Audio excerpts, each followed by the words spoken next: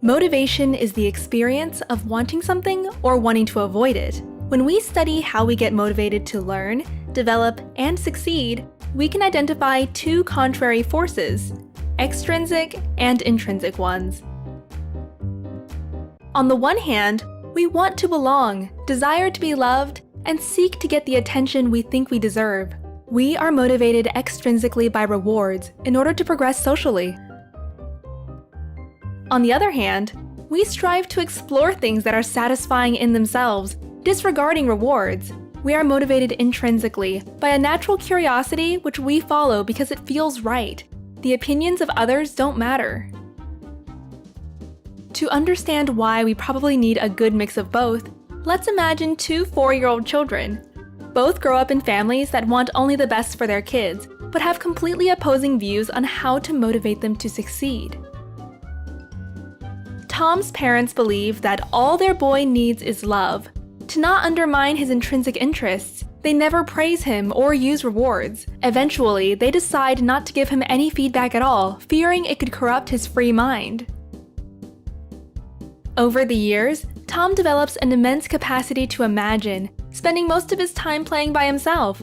By being allowed to follow his passions, he learns what he likes and what he doesn't. But Tom doesn't learn what others expect and gets easily irritated when asked to do something in a particular way.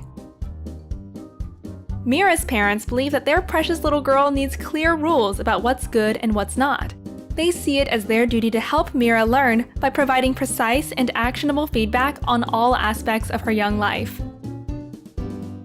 Mira spends her days in preschool, music, and ballet lessons. Over the years, she gets exceptionally good at the things that please the adults around her. However, since there is neither time to play nor to relax, she doesn't discover her own interests. Being alone bores her. At 14, Tom is independent and begins writing science fiction. He realizes that he isn't quite like his friends and spends most of his time at the library. When he shares his writing, others can't quite relate.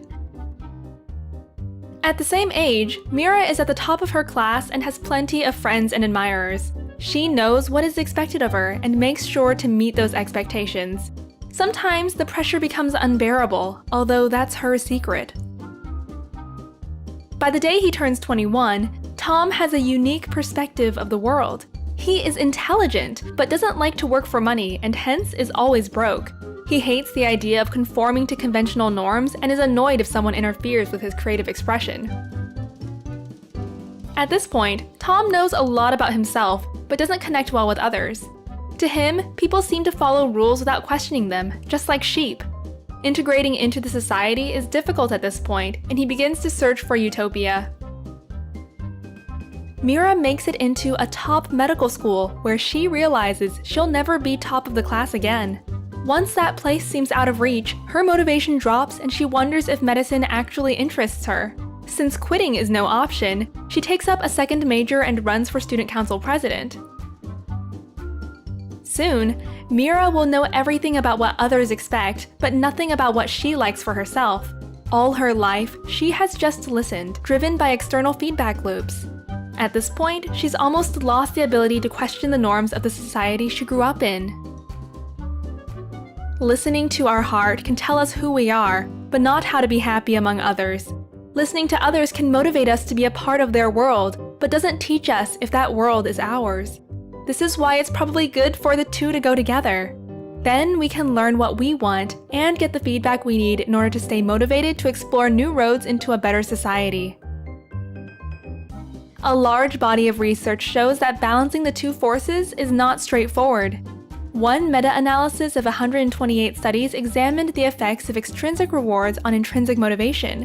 While most rewards significantly undermined our intrinsic interest, positive feedback, which is an extrinsic motivator, inspires us to keep going. Put simply, honest words of encouragement get us going, while money or gifts undermine our inner drive. What about you? Do you listen to your heart or to the voices of society? And from your personal experience, which of the two eventually takes your decision? Share your thoughts and check the description to dive deeper into the topic.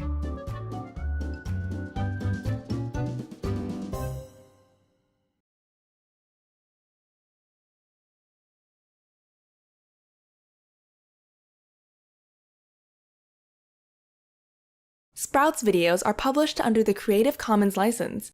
That means our videos are free and anyone can download, edit, and play them for personal use.